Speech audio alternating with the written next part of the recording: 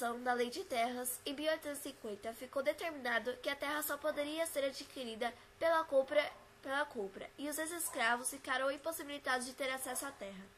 Com a publicação da Lei Áurea, em 1888, uma alternativa para os negros passou a ser o trabalho com o arujo. Por isso, a maior parte dos trabalhadores da Marinha Brasileira era composta por mulatos e negros, escravos libertos ou filhos de ex-escravos. As condições de trabalho eram precárias. Os marinheiros tinham remuneração baixa, recebiam péssima alimentação durante as longas viagens nos navios e, o mais grave, estavam submetidos a punições corporais caso desobedecessem alguma regra. Mais de 2 décadas após a abolição da escravidão, a prática de castigos físicos ainda era comum na Marinha Brasileira. Punições típicas do período colonial haviam sido revogadas com a proclamação da República em 1889 e reintroduzidas pelo Decreto 328 de abril de 1890. O rebaixamento de salário, o cativeiro em prisão solitária por um período de 3 dias a 6 dias, a pão e água para faltas leves ou reincidentes e as 25 chibatadas para faltas graves eram apenas regulamentadas em plena república. Centenas de marujos que durante os anos de 1908 e 1909 passaram a se organizar, buscando, sem sucesso, negociar melhorias trabalhistas com o governo. No dia 21 de novembro, o marinheiro Marcelino Rodrigues de Menezes, acusado de embarcar com uma garrafa de cachaça, foi violentamente punido não só com 25 chibatadas, mas sim com 250 na presença de todos os tripulantes.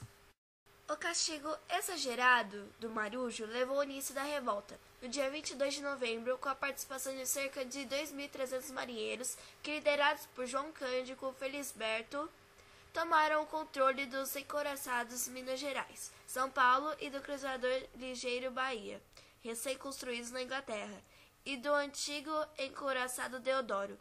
Uma carta reivindicando melhores condições de trabalho e modificações na legislação penal e disciplinar com destaque para a extinção das chibatas foi enviado ao governo. Com os canhões das embarcações apontados para a cidade do Rio de Janeiro, os marinheiros ameaçavam bombardear a capital do país caso suas exigências não fossem atendidas. O governo cedeu às pressões dos marujos e em 27 de novembro de 1910 a chibata foi abolida da Marinha de Guerra Brasileira. Oficialmente, a anistia estava garantida aos revoltosos liderados por João Cândido, que a partir desse momento passou a ser tratado pela imprensa como um almirante negro no dia seguinte. Porém, o presidente da República, Marechal Hermes da Fonseca, assinou o decreto 8.400 que permitia a exclusão da marinha de qualquer marujo, seja a presença fosse julgada inconveniente por seus superiores. E percebeu que não se tratava de um blefe e decidiu ceder diante do ultimato dos insurgentes. Os marinheiros confiaram no presidente, entregaram as armas dos navios rebelados, mas com o término do conflito, o governante não cumpriu com a sua palavra e baniu alguns marinheiros que haviam feito parte do motim. Os marinheiros não se emitiram diante desse fato, estourando outro levante na Ilha das Cobras, o qual foi severamente abafado pelas tropas do governo. Muitos marujos morreram, outros tantos foram banidos da marinha. Quanto a João Cândido, foi aprisionado e atirado em um calabouço da Ilha de Cobras. Quando se livrou da prisão, encontrava-se emocionalmente amargurado, considerado até mesmo meio alucinado.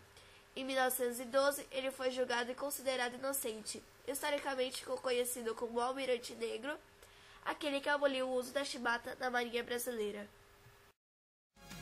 Faz muito tempo nas águas da Guanabara, o dragão do mar reapareceu na figura de um bravo feiticeiro, a quem a história